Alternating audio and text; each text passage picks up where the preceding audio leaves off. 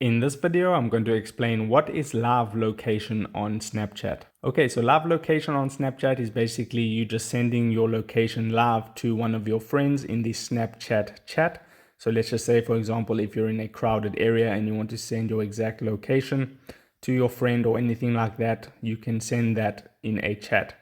Now, how you do this is you can tap on your little messages icon right over here to go to a selected friend or so. So I'm just going to tap on a chat real quick. So this one right here.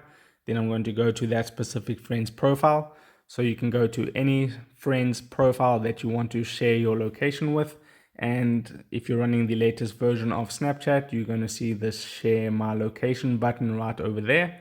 All you need to do is tap on the share my location button.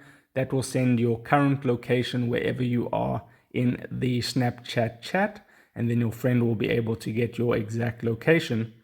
So you want to be careful with this and not send it to random people. So just send it to people that you trust and so on and so forth. So that would be the process of how you can share your live location on Snapchat. And that is what exactly is live location. So if this video helped you out, don't forget to drop a like onto it and subscribe for more.